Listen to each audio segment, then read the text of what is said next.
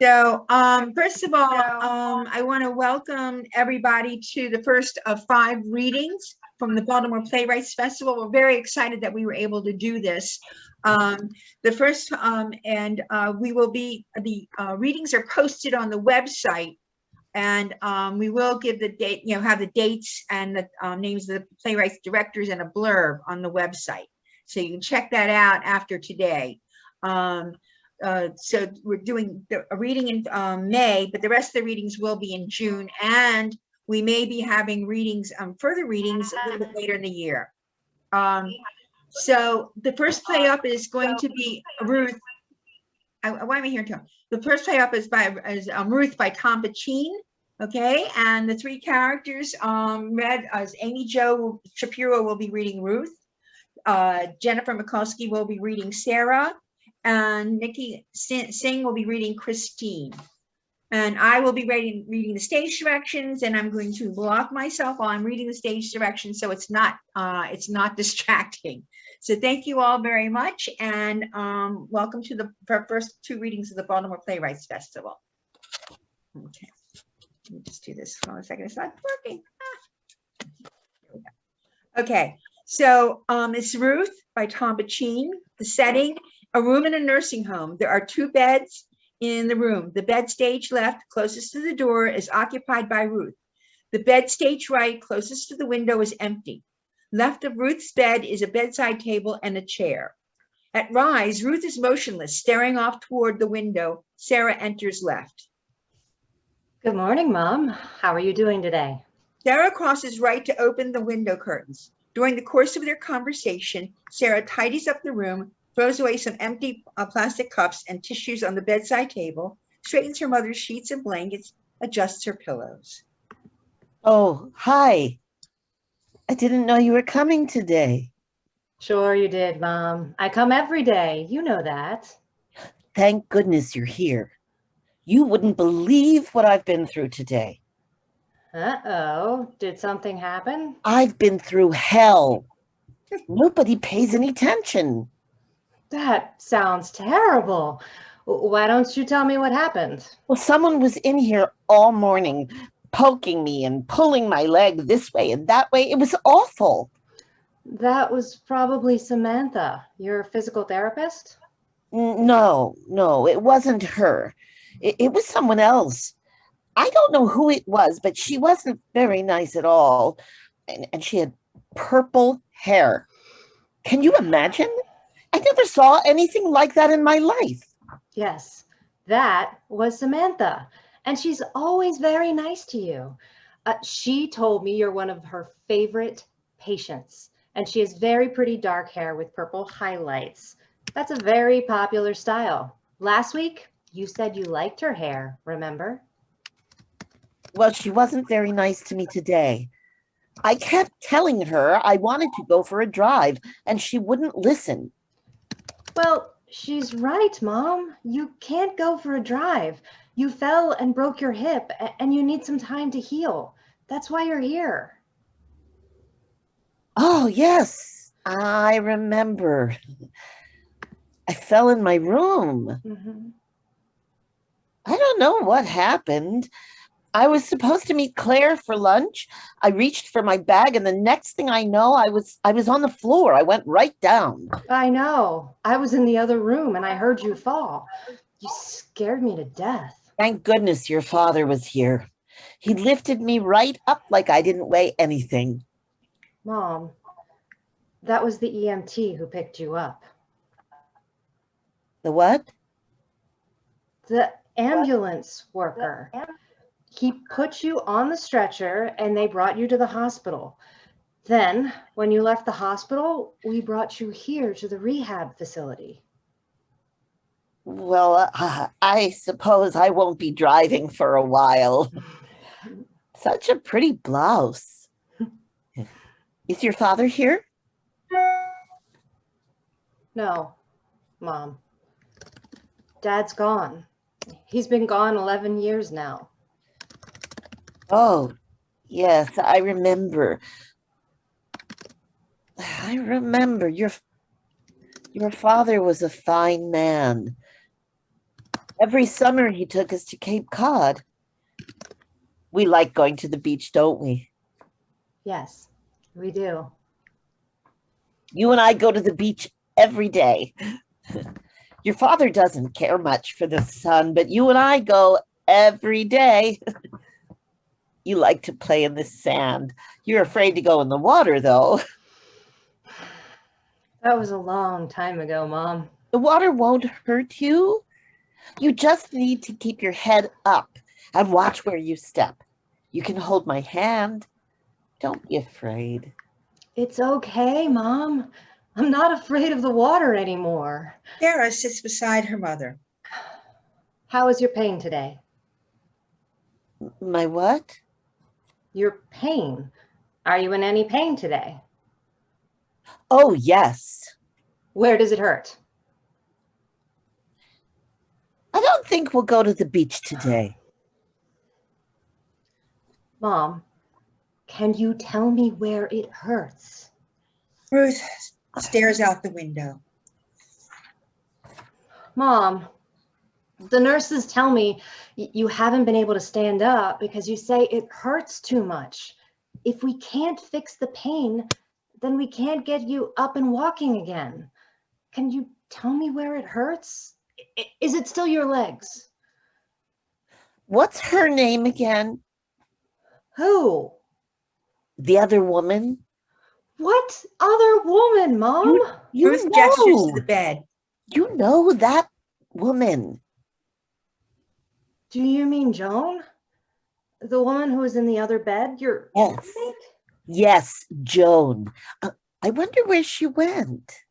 She passed away a few nights ago, Mom. She was very sick. Oh, yes, I remember now. Joan. Joan in the other bed. That young nurse took care of her. That's right. Christine. Christine takes care of you, too. Christine, beauty queen. Christine enters carrying a lunch tray. Did someone say my name? She sets the tray on the bedside table.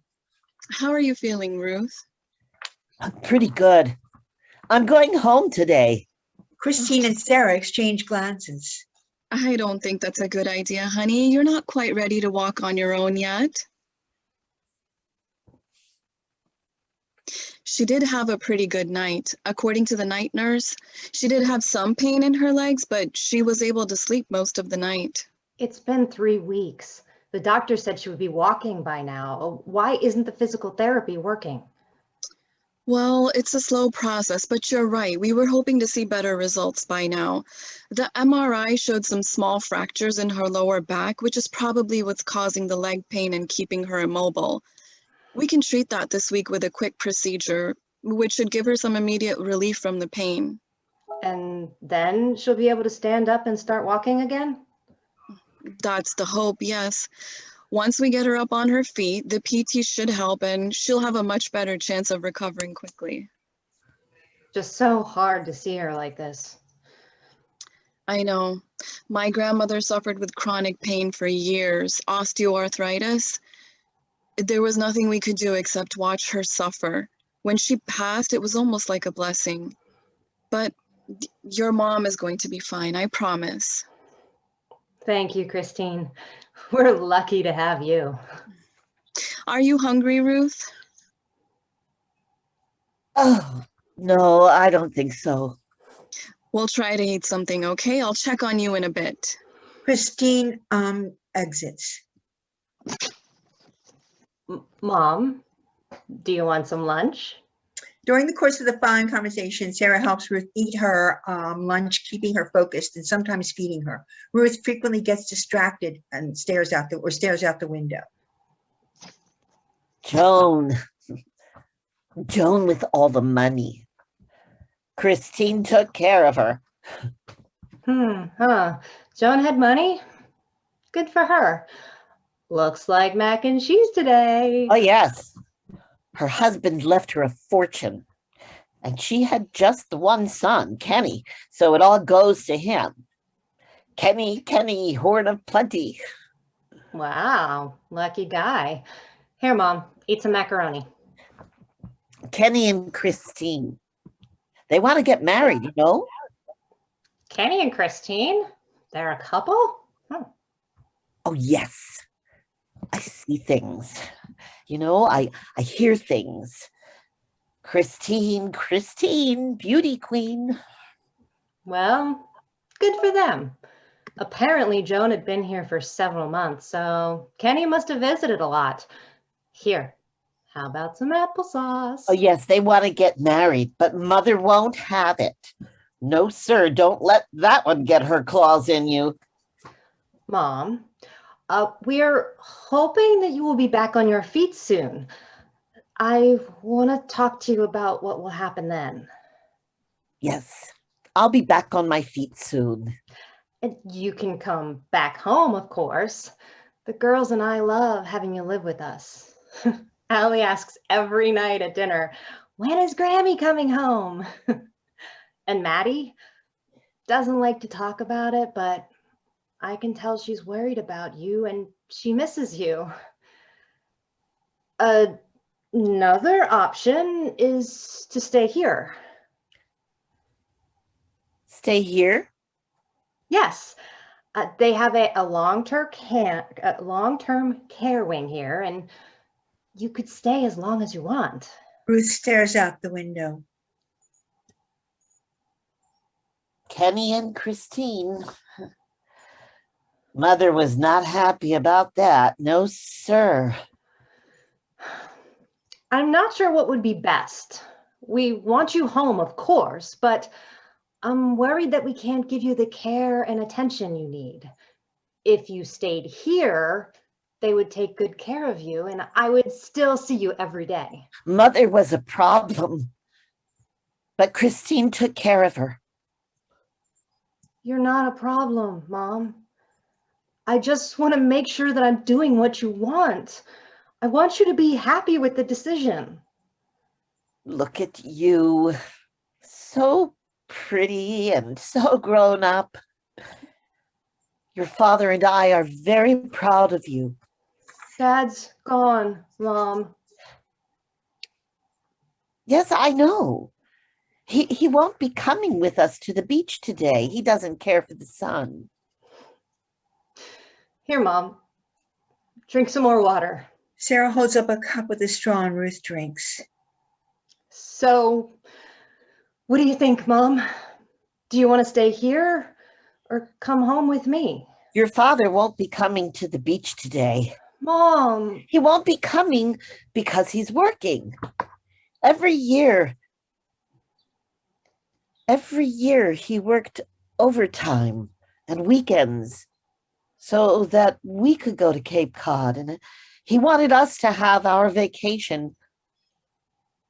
He gave up his vacation so that we could have ours. I didn't know that. Ruth looks intently at Sarah and for a moment seems fully present. Your father was a fine man, but he forgot that being together is what matters most. I would give up the beach forever if I could have one more day with him. Nothing's more important than being together.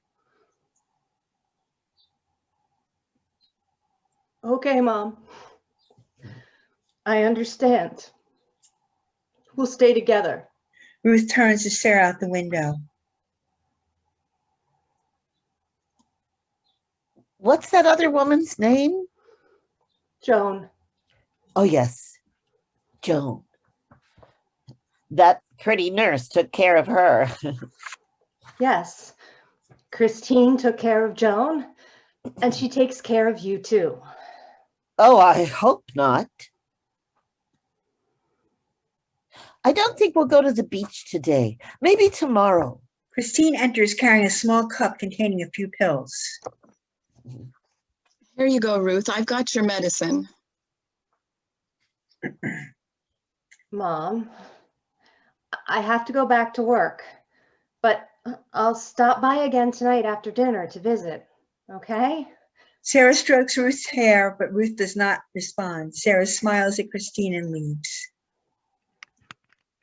I've got some good news for you, Ruth. It looks like you'll be getting a new roommate tomorrow. I know it's been lonely since we lost Joan. Yes, we lost Joan. You took care of her. Yes, I did. Here you go, honey. Oh, Christine yes. she gives Ruth a pill and a cup of water. Ruth swallows the pill. Oh, yes.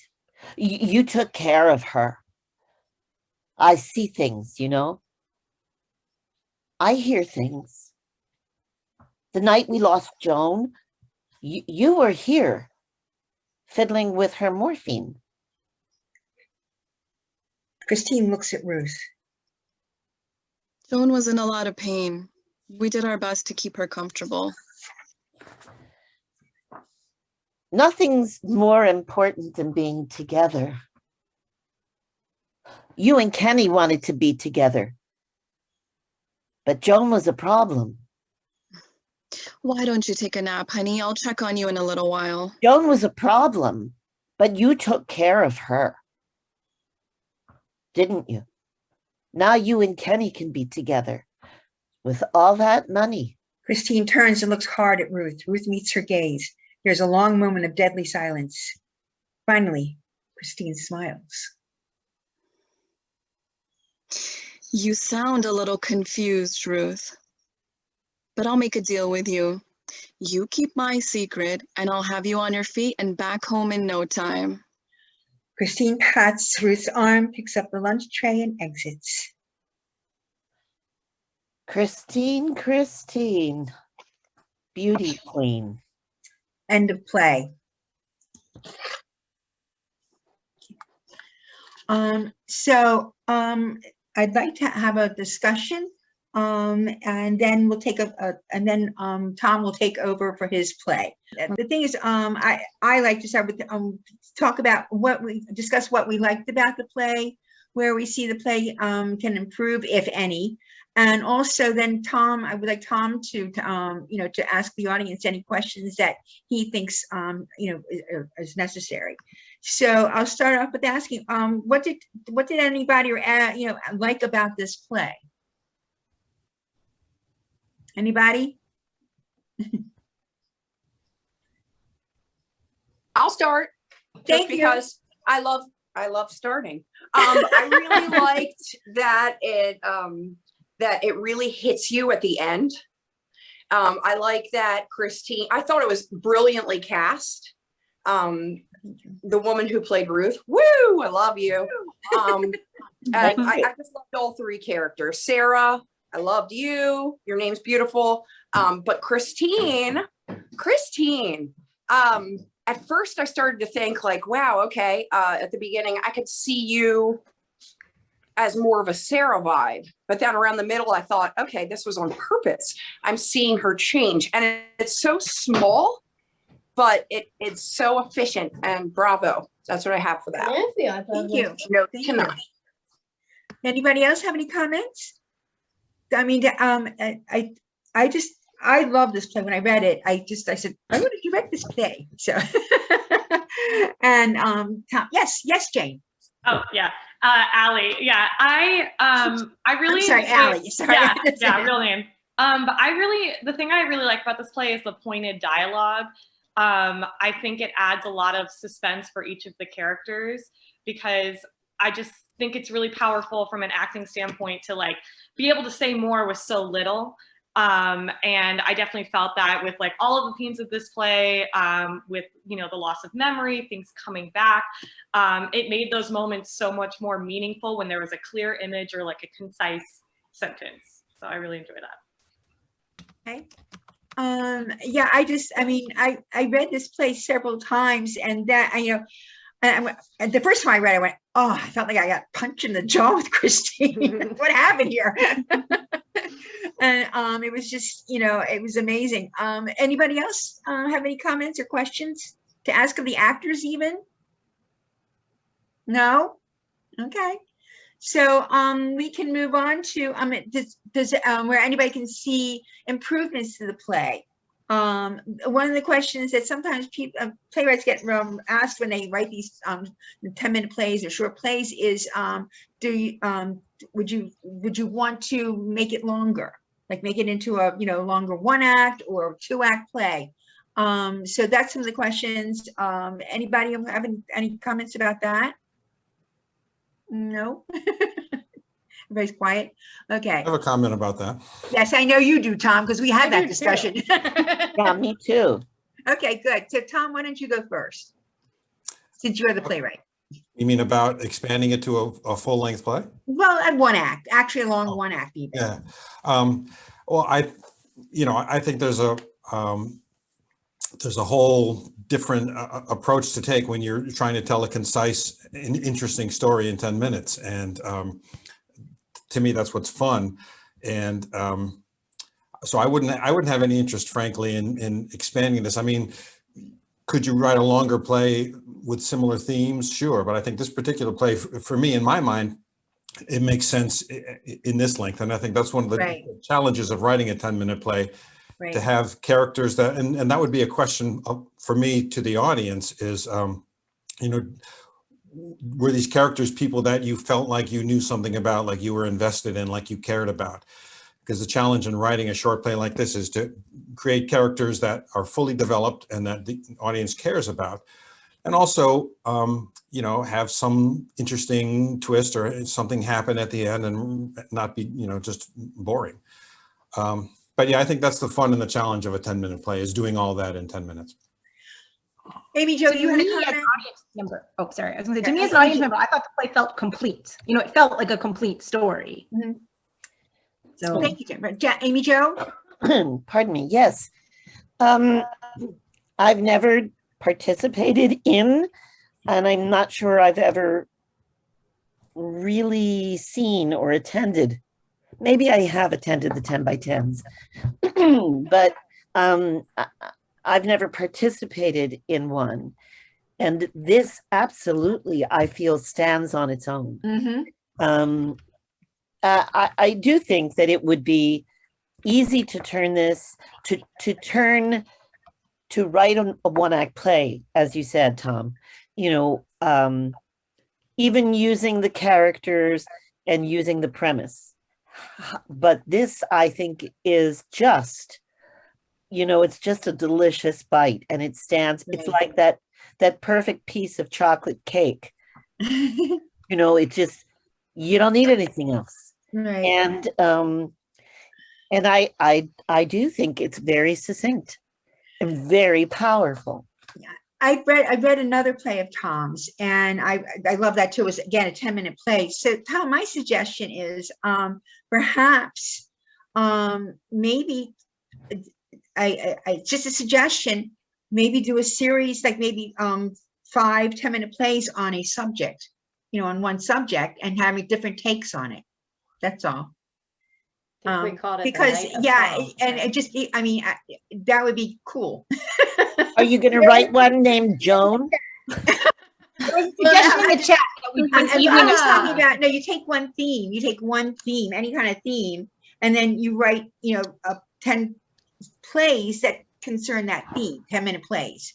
So, Miriam, there was a suggestion in the chat. We do an evening of plays written by Tom Piccin. I already said that to Tom. I would like to see a series of 10-minute plays written by Tom Piccin, and it would be wonderful. So we had that discussion. So this is up to Tom. So Tom, I'm going to turn the floor over to you so you can ask questions and the audience can discuss with you. Right. Before you do that, go ahead, Timothy. I want to say something because I'm not going this around that much longer. Nice job, everybody. Really appreciate everybody's efforts, especially to Jennifer, who got this all set up for us. We had a few technical glitches at the beginning, but those were all user error. It had nothing to do with the setup. And once that's figured out, what I will suggest is that we somehow try to anticipate those glitches and tell people how to fix them, either via chat or via an announcement prior, so that people aren't scrambling to try to fix them once the play started, like I had to do. Other than that, Tom, I think it's a great play. I read it. It was one of the ones I was assigned last year. And I was absolutely on board with it. Congratulations to everybody in the cast. I thought you did a terrific job. Thank you. Thank you. Yes, thank you guys. Thank you so much. As far as critique, I totally agree with Tom. He wrote the play he meant to write. and whether or not it's expanded, personally, I think Romeo and Juliet should be shortened by a good 2 or 3 acts, but that's, I didn't write it. So, I think he did a great job with that. Everybody who's involved, thank you for participating, and thank you even more for those who weren't involved and who showed up to support. So I'll turn back over to Miriam and let Tom, or back to Tom, rather let Tom ask his questions. Yeah. Okay, thank you, Timothy. My question is Christine evil?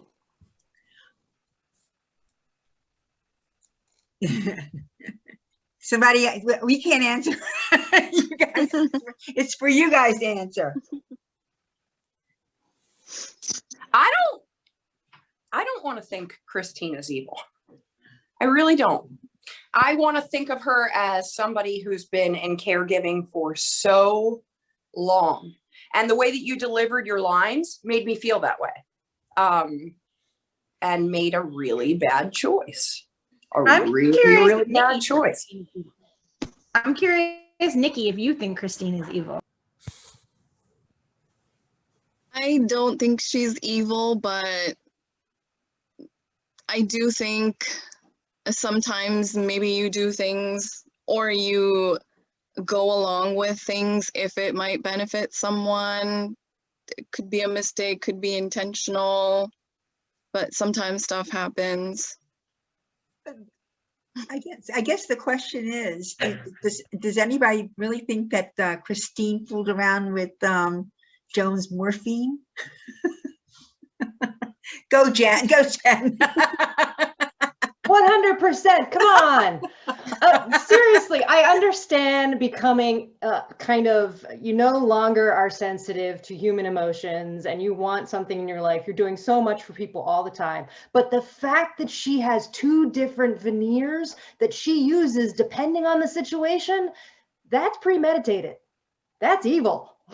And the thing is, there's so much that could be done if we were doing this live. Yeah. There's so much more that we could be doing as far as acting wise, and this play would have to be staged. Okay. Absolutely. Yeah, like every time she comes near me, I kind of.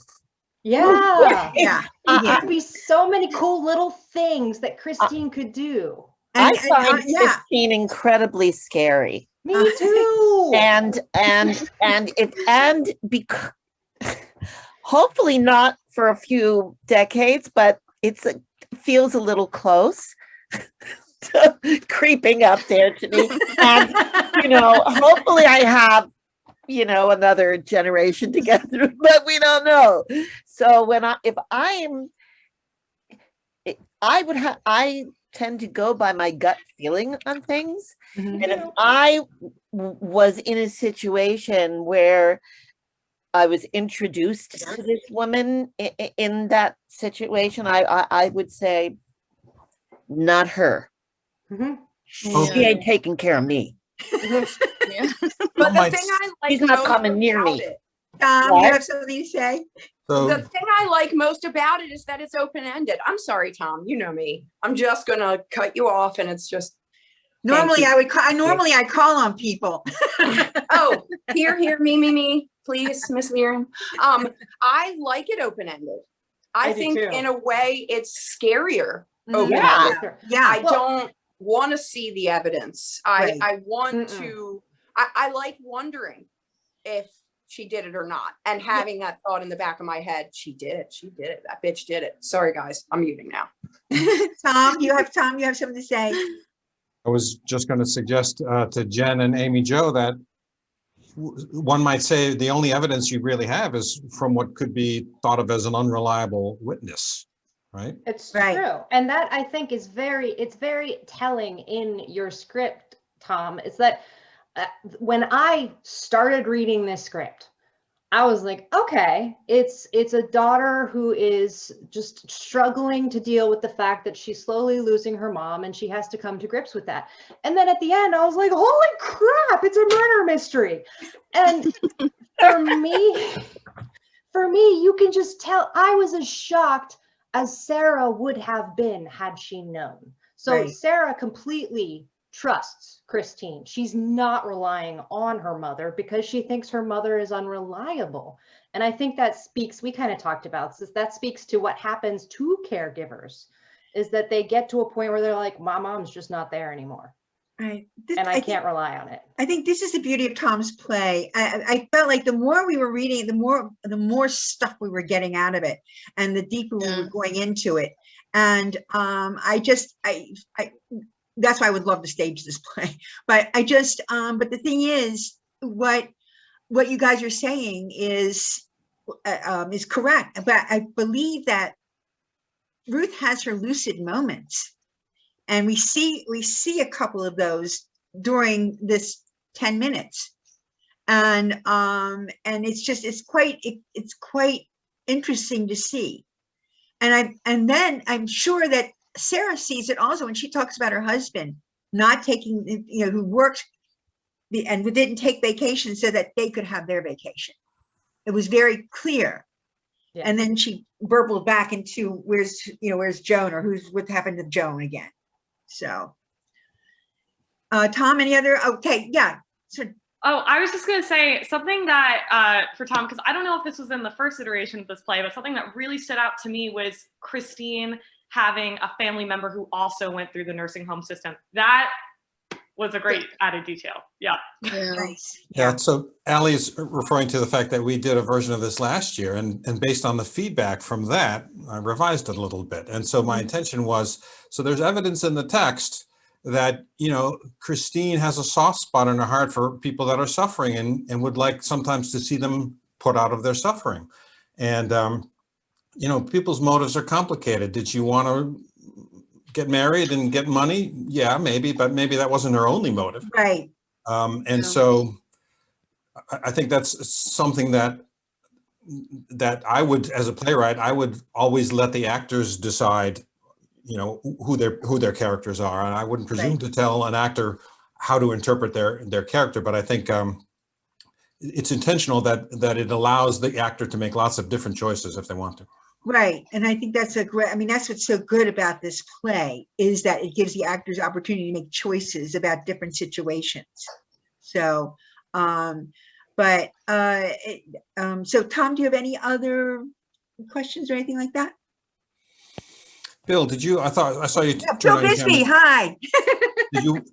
Hey, well, I just wanted to respond to the unreliable witness. I mean, I thought the play was great, so that's my opening. But I loved Ruth's line that she said twice, that I see things and I hear things, and it's like, is she really seeing things, or is it hallucinating, or dementia that's seeing things? So I love that. I just wanted to say that. Oh, thanks. Is there anything about the characters that Amy Jo? Yeah, I just wanted to respond to the idea of the relationship with Sarah and Christine. I think that Sarah needs so much to be able to trust Christine. She needs to, because she is exhausted by it, and she feels that she isn't capable of taking care of her mother right now, which is why she's here. And she is desperate, I think, to trust Christine, to trust that the person in whose care she's placed her mother is trustworthy and compassionate. So, you know, there's that. And underneath that is, of course, always that fear. What if she isn't? What if she isn't? And I agree, Bill. I think I hear things, I see things. You don't know when you're in that situation and you're watching your parent. Is this actually true, or is it in their mind? And if it's in their mind, it could be true, but it could be from 30 years ago. So I just, again, Tom, I think it's a masterpiece. Yeah, it's really good. Yeah, and the thing is, one of the things is, and when she's, I just think that there's so many things that are said in this play that connect, you know, that make a really good murder mystery. Or was she trying to do something kind, by putting this woman out of her misery? Or maybe she didn't do it at all. So, and I love the open-endedness of this. So, anybody else? Okay, so, go ahead. I just wanted to quickly say, I know Tom was putting his master's degree in linguistics, good work here because of the wordplay. And I liked how she kept saying, you took care of Joan. Like, what kind of take care? Again, that's the open-ended thing. That's what you say, go take care of her. Oh, okay. Like a mafioso, take care of her, or like a nurse, take care of her, Yeah, she says it different ways each time she says it. Yeah. But it gets more focused the more she says it. So we had that discussion because she starts saying about taking care of Jones in the first time. And then as the play proceeds, she's starting to focus more on it. And she keeps asking, where's Joan? And then it keeps getting sharper and clearer for her until the end of the play, and you're sitting here, why is she so focused on that? And then we find out why. So. Well, I liked the way that Jenn said, Christine takes care of you too. And Amy Jo said, oh, I hope not. Yeah. And of course, Sarah doesn't know what she's talking about, but as many aspects of this play, Ruth, is communicating thoughtful, cogent ideas, but she's doing it in her own way. That's not necessarily relatable to the external world. In her own mind, it makes sense what she's saying, but she's lost that ability to articulate externally. Right.